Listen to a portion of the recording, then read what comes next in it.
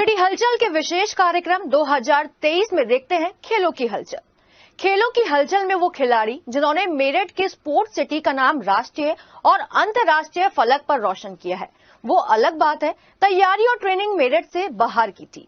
खेलों की हलचल में भूपेंद्र बाजवा और समीर रिजवी जिन्होंने बताया कि मुख्यमंत्री योगी आदित्यनाथ ने जो मेरठ को स्पोर्ट्स यूनिवर्सिटी की सौगात दी है वो यूं ही नहीं दी है।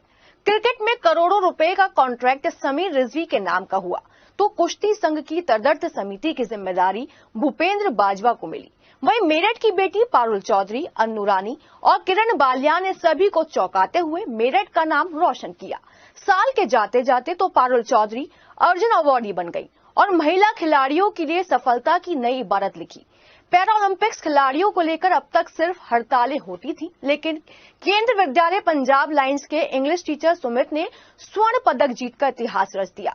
हाँ, इसमें मेरठ के स्पोर्ट्स स्टेडियम का सिर्फ इतना सा योगदान है जितना नमकीन रोटी में नमक का योगदान। नमक से तो स्वाद आ जाता है, लेकिन व्यवस्थाओं का अधिकतम उपयोग करने में स्टेडियम सिर्फ उद्घाटन और स्कूल के फंक्शन कराने के लिए रह गया है। हाँ, आरएसओ सिर्फ अपने चर्चित व्यवहार को लेकर स्टेडियम में बिना सोर्स के आने वालों से पास को लेकर डांटते हुए नजर आए और माननीय के आगे हाथ जोड़ते हुए नजर आए। आइए देखते हैं मेरठ का मान बढ़ाने वाली इन घटनाओं को।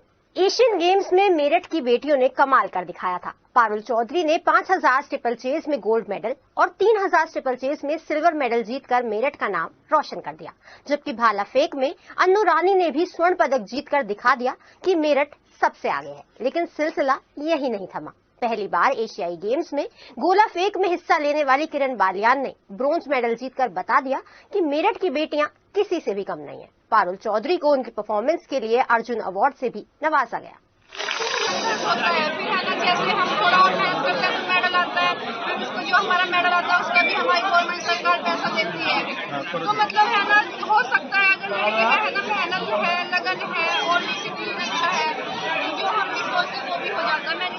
मैं गाँव में थी तो गाँव वाले मतलब लड़कियों को खेलना इतना अच्छा नहीं समझते, लेकिन मैं जैसे ही मैं सुबह प्रैक्टिस करने में जाती थी तो निकलने से पहले मैं घर में आया ताकि गाँव वाले घर वाले मतलब बहुत स्ट्रगल रहा है।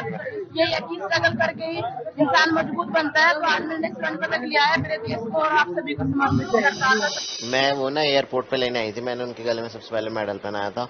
वो बहुत खुश हो गई, वो रोने लगी थी पता है। फिर वो घर आई, मैं घर आई, घर आके भी वो ऐसी हो रही, रोने जैसी रो रही। फिर उन्होंने मुझे ना सबसे पहले वो खिलाया, क्या बोलते हैं, मिठाई खिलाई थी। फिर मिठाई खिलाने के बाद फिर बोली तू बैठ जा, बैठ गई। फिर सब मिलने वाले हैं। फिर मैं रात में आराम से मम्मी से बात करी बैठ के। क्रिकेट की दुनिया में अपना भविष्य तराश रहे युवा क्रिकेटर्स के लिए यूपी क्रिकेट लीग वरदान साबित हुआ।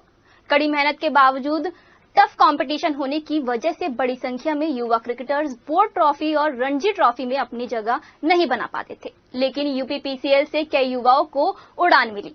यूपी की अलग अलग टीमों में 25 खिलाड़ी अकेले मेरठ से खेले, जिसमें मुख्य रूप से भुवनेश्वर कुमार, शिवम मावी, प्रियम गर्ग, समीर रिजवी, हर्ष त्यागी, कार्तिक त्यागी, पूर्णांक त्यागी, ऋतुराज शर्मा, ऋषभ बंसल और समीर चौधरी समेत करीब 25 क्रिकेटर्स ने अपने खेल का जोहर दिखाया और इसका फायदा नए खिलाड़ियों को आईपीएल में मिल ही गया। मेरठ के समीर रिजवी को अनकैप्ड प्लेयर्स की टॉप 10 की लिस्ट में रखते हुए चेन्नई सुपर किंग ने 8 करोड़ 40 लाख में खरीद लिया। यही काफी मेहनत लगी है, मेरे मामा ने मेरे पे काफी मेहनत की है, तो उसी चीज का फल मिला है। तो ये सारा क्रेडिट मैं अपने मामा को देना चाहूँगा। मैं चाहूंगा कि मैं आईपीएल में अगर मौका मिला अच्छे से अच्छा परफॉर्मेंस करूं और इंडिया के लिए खेलूं। विवादों के चलते निलंबित की गई कुश्ती फेडरेशन ऑफ इंडिया की कमान अब मेरठ के हाथों में आ गई है। सरकार ने एक एडहॉक कमेटी का गठन किया, जिसमें अध्यक्ष ओलंपिक समिति के सदस्य और गॉडविन ग्रुप के निदेशक भूपेंद्र बाजवा को बनाया गया। कुश्ती संघ की मान्यता रद्द होने के बाद इंडियन ओलंपिक संघ रेसलिंग फेडरेशन ऑफ इंडिया यानी WFI को चलाएगा। इसके लिए इंडियन ओलंपिक एसोसिएशन ने 3 सदस्यीय एडहॉक कमेटी बनाई है, जिसका अध्यक्ष ओलंपिक एसोसिएशन कमेटी के सदस्य और मेरठ के गॉडविन ग्रुप के निदेशक भूपेंद्र बाजवा को बनाया गया है, जिनको कुश्ती फेडरेशन चलाने की जिम्मेदारी सौंपी। मेरठ के लिए फक्र करने की बात है, क्योंकि मेरठ में चुपचाप मेहनत करते करते पूरे खिलाड़ियों के लिए, खिलाड़ियों के साथ साथ खेल जगत के लिए एक ऐसा मुकाम दिलाया था जो तब लोगों के लिए विश्वसनीय नहीं था, लेकिन साई सेंटर से शुरू हुआ ये सफर आज न केवल चीन और पेरिस के खिलाड़ियों के लिए भी संजीवनी साबित हुआ है। हमारे साथ भूपेंद्र बाजवा हैं, जो लगातार खिलाड़ियों के लिए और खेल के लिए समर्पित है। सर, बहुत बहुत शुभकामनाएं मेरठ की तरफ से। Thank you. मैं भी मेरठ वासियों को बहुत बहुत बधाई देता हूं, नए साल की भी बधाई देता हूं। और जो ये खेलों में ये एक अच्छा मुझे मिला है, और मैं मेरठ का होने की वजह से एक एडहॉक कमेटी का चेयरमैन बनाया गया रेसलिंग फेडरेशन ऑफ इंडिया का, तो इसके लिए भी मैं मेरठ वासियों का आभार जताता हूं। Thank you. सर, मेरठ को तब बहुत खुशी हुई जब आप चाइना में दिखे और चाइना में 100 पदकों के साथ सफलता दोहराई। वो भी एक हिस्ट्री क्रिएट हुई है। मैं इस बार शेफ द मिशन था एशियन गेम्स का, और हम लोगों को टारगेट दिया गया था 100 मेडल्स का, लेकिन ये मैं कहूँगा कि हमारे प्लेयर्स का जोश था और उनकी मेहनत थी कि हम लोग 107 मेडल्स लेके आए और बच्चों ने देश का नाम रोशन करा। इसके लिए मैं सारे प्लेयर्स को बहुत बहुत बधाई देता हूँ।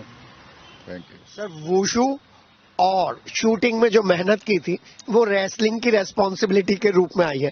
आपने किस तरीके से अपने स्कूलों में, अपने से जुड़े संस्थानों में वुशु और शूटिंग को लेकर खिलाड़ियों को तैयार किया? पहले तो शूटिंग और वुशु दोनों ही मेरे स्कूल में होते थे। साई का सेंटर भी दोनों का मेरठ में, वेस्टर्न यूपी में पहला सेंटर है जो वुशु और शूटिंग का गॉर्डन पब्लिक स्कूल में है। तो इसके लिए बहुत अच्छे हमारे प्लेयर्स आगे नेशनल लेवल पे भी गए हैं।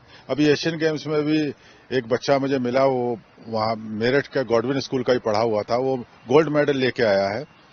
तो ये सारी चीजें मैं कहूंगा कि धीरे धीरे, अब तो मैं इंडियन ओलंपिक में एग्जीक्यूटिव काउंसिल मेंबर हूं, तो अब सारे ही स्पोर्ट्स देखने पड़ रहे हैं। तो ये बहुत अच्छा मेरे लिए और सबके लिए खुशी की बात है कि सब स्पोर्ट्स में अब देख रहा हूं। और रेसलिंग का एक और अतिरिक्त प्रभार मिल गया है मुझे, एडहॉक कमेटी का चेयरमैन, और मेरे साथ 2 मेंबर हैं। एक सोमाया जी पूर्व ओलंपियन हॉकी प्लेयर हैं, और उसके साथ में एक मंजूषा तमन है, वो भी हमारी मेंबर बनाई गई हैं। तो हम लोग अब नई शुरुआत कर रहे हैं कि एडहॉक कमेटी में रेसलिंग को कैसे आगे बढ़ाना है। सर, अंतिम सवाल, उदयमान जो खिलाड़ी हैं, बडिंग स्पोर्ट्समैन हैं, उनके लिए क्या संदेश देना चाहेंगे और कैसे ये मोदी सरकार बाकी की सरकारों से अलग है स्पोर्ट्स के मामले में? हम लोग अपने प्लेयर्स को अभी से ही कह रहे हैं कि ये साल जो है ओलंपिक का ईयर है।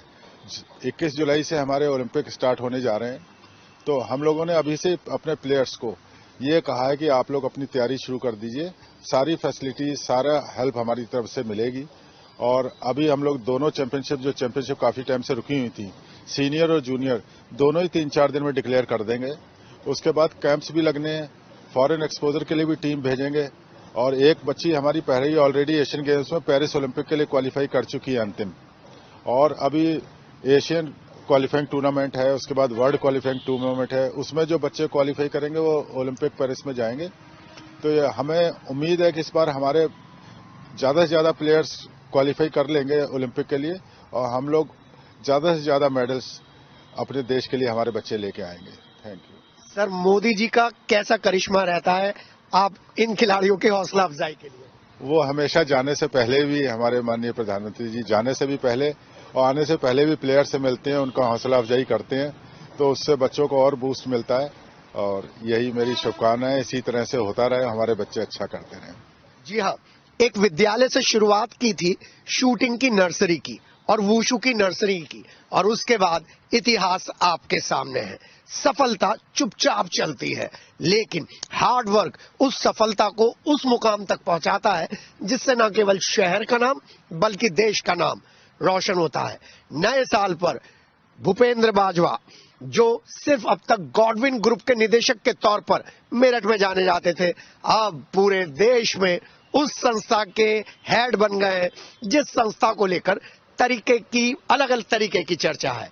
लेकिन उम्मीद यह है कि जिस तरीके से चाइना में एशियाड में इतिहास दोहराया था, वैसे ही पेरिस में भी इतिहास बनेगा। अपने सहयोगी संजय के साथ के सिटी हलचल।